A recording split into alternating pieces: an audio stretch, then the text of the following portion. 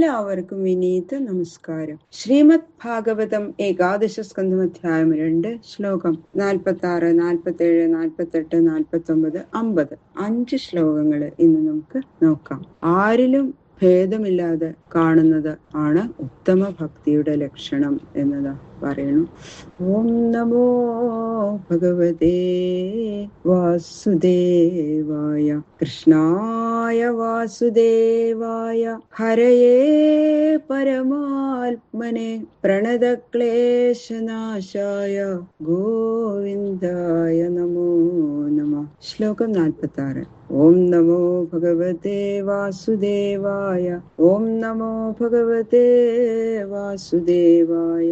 ഓം നമോ ഭഗവതേ വാസുദേവായ. ഈശ്വരേ തദധീനേഷു ബാലിശേഷു ദ്വിഷസ്സു ച പ്രേമ മൈത്രീ കൃപോപേക്ഷ യക്കരോതി സ മധ്യമ.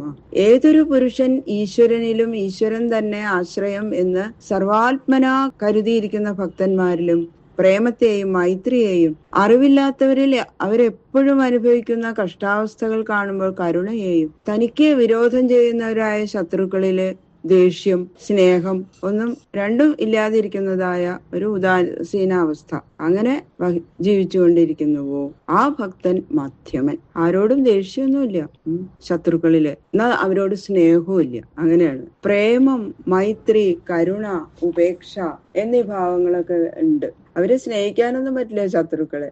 ഉദാഹരണം മധ്യമ ഭക്തിക്കുള്ള ലക്ഷണം പറയണത് ഭേദഭാവന ഉണ്ട്. അതുകൊണ്ട് ഈ ഭേദഭാവന വെച്ചുകൊണ്ട് തന്നെ ഭഗവാനെ ഭജിക്കണം. ഭേദബുദ്ധി ഉള്ളത് കൊണ്ട് മധ്യമത്വം. മനസ്സിന്റെ ചാഞ്ചല്യം തീരെ നശിച്ചിട്ടില്ല, അതുകൊണ്ട് ഭക്തിക്ക് ഉറപ്പില്ല. അതിന്റെ ലക്ഷണമാണ് ഇവിടെ കാണിച്ച ഭേദഭാവനയ്ക്ക് കാരണം. അർച്ചായാമേവ ഹരയേ പൂജാം യശ്രദ്ധയേ ഹതേ നതൽ ഭക്തേഷു ചാന്യേഷു സഭക്ത പ്രാകൃത സ്മൃത. എല്ലാ ദിക്കിലും ഭഗവാൻ വസിക്കുന്നുണ്ട് എന്നറിയാതെ പ്രതിമയില് മാത്രം ശ്രദ്ധയോടുകൂടി ഹരിയെ പൂജിക്കുക, ഭഗവാനെ പൂജിക്കുക. വിഷ്ണു ഭക്തന്മാരിലും മറ്റു ജനങ്ങളിലും സ്നേഹമില്ലാതെ അവരെ അന്യരായി കരുതുക, അവരോട് അങ്ങനെ പെരുമാറുക ഒക്കെ ചെയ്യുന്ന ഭക്തൻ പ്രാകൃത ഭക്തൻ. ആ പ്രതിമ മാത്രമാണ് ഈശ്വരൻ എന്ന് വിചാരിച്ചിട്ട് അതിനോട് നല്ല ഭക്തി ഉണ്ട്. വിഷ്ണു ഭക്തന്മാരോടോ അവരോടൊന്നും അത്ര ബഹുമാനമില്ല. അങ്ങനെ അചേതനങ്ങളായ ശിലാദികളിൽ കൂടി ഈശ്വര ബുദ്ധി ഉണ്ടാകണം എന്ന് നിശ്ചയിച്ചിരിക്കുമ്പോൾ പ്രത്യക്ഷത്തിൽ നിഗ്രഹ അനുഗ്രഹങ്ങൾ ചെയ്യാൻ ശക്തിയുള്ള ഈശ്വര ഭക്തന്മാരിലെ ഈശ്വര ഭാവനയോടുകൂടി പൂജിക്കേണ്ടത് ആവശ്യമാണ്. അത് അവര് മനസ്സിലാക്കണില്ല.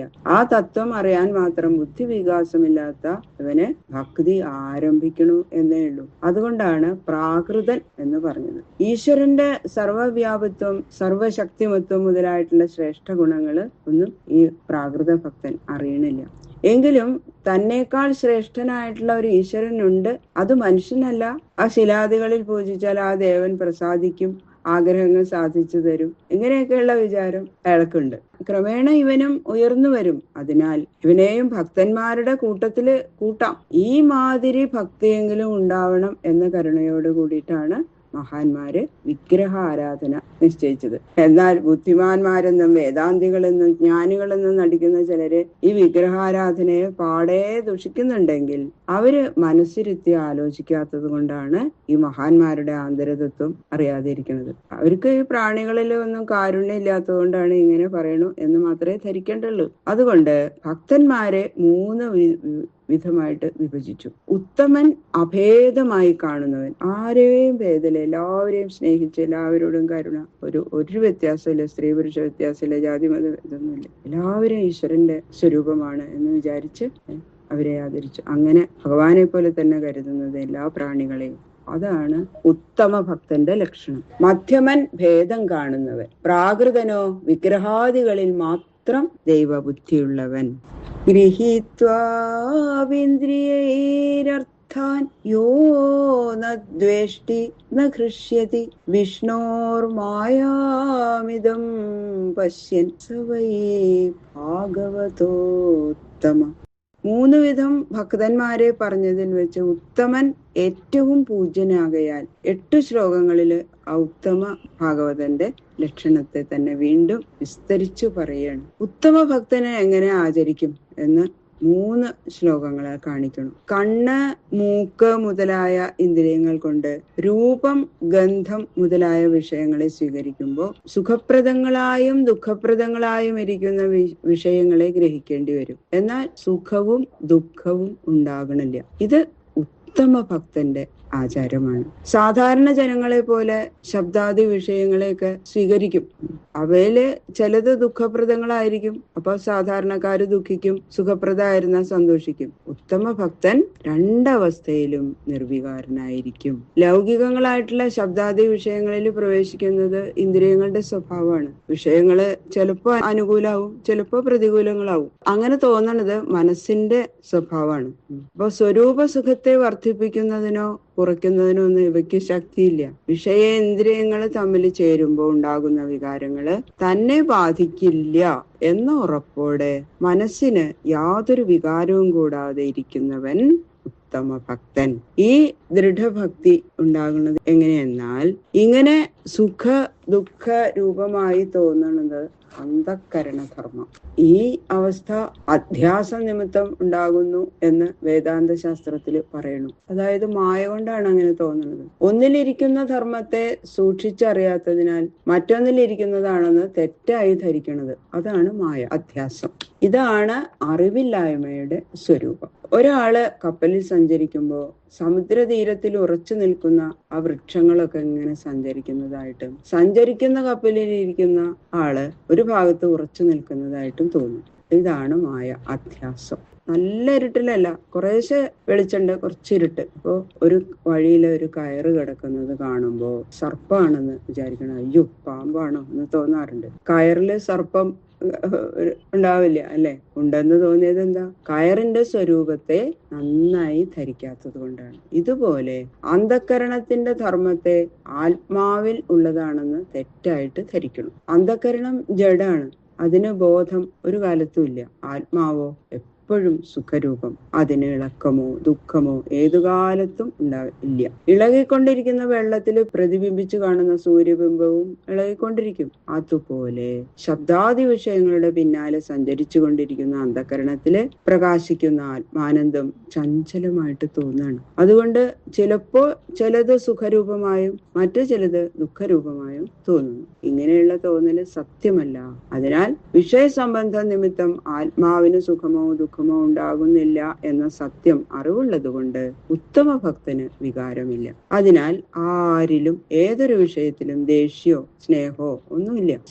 ദേഹേന്ദ്രിയ പ്രാണമനോധിയാം യോ ജന്മാപ്യേക്ഷുൽ ഭയദർശകൃച്ഛ്രൈ സംസാരധർമ്മേ അവിമുഹ്യമാന സ്മൃത്യാ ഹരേർ ഭാഗവത പ്രധാന എന്ന് തന്നെയല്ല, ദേഹധർമ്മങ്ങളാൽ മോഹിക്കാതിരിക്കുന്നത് തന്നെയാണ് ഉത്തമ ഭക്തന്റെ ലക്ഷണം എന്ന് ഇനിയും വിസ്തരിക്കുകയാണ്. ദേഹം, ഇന്ദ്രിയങ്ങള്, പ്രാണൻ, മനസ്സ്, ബുദ്ധി ഇവയുടെ ഉൽപ്പത്തി, നാശം, വിശപ്പ്, ദാഹം, ഭയം, ആഗ്രഹം, അധ്വാനം എന്നിങ്ങനെയുള്ള ആ സംസാരധർമ്മങ്ങളെ കൊണ്ട് മോഹിക്കാതെയിരിക്കണം. ഇതൊക്കെയും ദേഹധർമ്മങ്ങളാണ്, ആത്മധർമ്മങ്ങളല്ല. ഈ ഭാവം ഉറയ്ക്കണമെങ്കിൽ നിരന്തരം ഭഗവാനെ ഭജിക്കണം. എപ്പോഴും ഭഗവത് പാദത്തെ സ്മരിച്ചുകൊണ്ടിരിക്കുന്നതിന് മോഹം ഉണ്ടാവില്ല. ഒരുവനുള്ള ധർമ്മത്തെ മറ്റൊരുവനാണോ എന്നുള്ളത് ധരിക്കുന്നത് തന്നെയാണ് മോഹം. ഉണ്ടാകുക, നശിക്കുക ഇതൊക്കെ ദേഹധർമ്മാണ്. വിശപ്പും ദാഹവും പ്രാണധർമ്മാണ്. കാമം, ക്രോധം, ലോഭം, മോഹം, സുഖം, ദുഃഖം ഇതൊക്കെ മനോധർമ്മാണ്. ബുദ്ധിയുടെ ധർമ്മം തൃഷ്ണ, ഇന്ദ്രിയങ്ങളുടെ ധർമ്മം ശ്രമം, ഇതെല്ലാം ദേഹധർമ്മങ്ങളല്ലാതെ ഒന്നും ആത്മധർമ്മമല്ല. ഇവയെ ആത്മധർമ്മങ്ങളാണെന്ന് തെറ്റായി ധരിക്കുന്നതാണ് മോഹം. ഈ തെറ്റായ ധാരണ കൊണ്ടാണ് ലോകം ദുഃഖിക്കുന്നത്. ഈ അബദ്ധ വിചാരം ഇല്ലാതെ വന്നാൽ ആത്മാനന്ദം താനേ വിളങ്ങും. ഇങ്ങനെ ശുദ്ധമായ ആനന്ദം അനുഭവിച്ചു കൊണ്ടിരിക്കുന്നവൻ തന്നെ ഭക്തോത്തമൻ. നകാമകർമ്മ ബീജാനാം യസ്യ ചേതസി സംഭവ വാസുദേവൈക നിലയ സ വൈ ഭാഗവതോത്തമഃ. ഉത്തമ. ഓരോ വിഷയങ്ങളെ അനുഭവിക്കണം എന്നുള്ള ആഗ്രഹം തന്നെ കാമം. ഈ കാമത്തെ സാധിപ്പിക്കാൻ ഓരോ പ്രവൃത്തികൾ ഇങ്ങനെ ചെയ്യേണ്ടി വരും. അതുകൊണ്ട് പുണ്യപാപങ്ങൾ ഉണ്ടാവും. ഇനിയും ജന്മം ഉണ്ടാവാനുള്ള വിത്തുകള് ഈ പുണ്യപാപങ്ങളാകുന്നു. ഇതെല്ലാം ആരുടെ മനസ്സിൽ ഇല്ലാതാകുന്നുവോ അവൻ ഉത്തമ ഭക്തൻ. സർവവ്യാപിയായിരിക്കുന്ന ഭഗവാന്റെ പാദചിന്ത മാത്രമേ ഉത്തമ ഭക്തന് ഉണ്ടാവുള്ളൂ. അന്യ വിഷയത്തിനെ പറ്റി ഒന്നും ചിന്തിക്കുക പോലും ചെയ്യില്ല ഉത്തമ ഭക്തൻ. അതുകൊണ്ട് ഉത്തമ ഭക്തന് പുണ്യപാപങ്ങളൊന്നും ഉണ്ടാകുന്നില്ല. സ്വൽപ്പ സുഖത്തെ പ്രകാശിപ്പിക്കുന്ന വിഷയങ്ങളെ കാക്ഷിക്കുന്നത്, ഈ വിഷയങ്ങളെല്ലാം തുച്ഛമായിട്ടുള്ള സുഖത്തെ മാത്രം തരുന്നതാണ് എന്നുള്ളത് ഉത്തമ ഭക്തന് അറിയാം. അതുകൊണ്ട് അതിന്മീതെയുള്ള പരമസുഖത്തെ, സ്വൽപ്പസുഖത്തെ പ്രകാശിപ്പിക്കുന്ന വിഷയങ്ങളെ കാക്ഷിക്കുന്നത് അതിൻ്റെ മീതെയുള്ള പരമസുഖത്തെ അറിയാത്തത് കൊണ്ടാണ്. ഭക്തി ഉറയ്ക്കുമ്പോൾ ഉണ്ടാകുന്ന പരമസുഖം അനുഭവിച്ചു കൊണ്ടിരിക്കുന്ന ഭക്തന്റെ മനസ്സിൽ വിഷയകാംക്ഷ ഉണ്ടാവില്ല. അപ്പോ അതുകൊണ്ട് പുണ്യപാപങ്ങൾക്ക് ഹേതുവായിട്ടുള്ള ലൗകിക ചിന്തകളൊന്നും ഉത്തമ ഭക്തന് ഇല്ല. ബാക്കിയുള്ള ശ്ലോകങ്ങള് നാളെ നോക്കാം. സർവത്ര ഗോവിന്ദ നാമ സങ്കീർത്തനം ഗോവിന്ദ ഗോവിന്ദ ഗോവിന്ദ.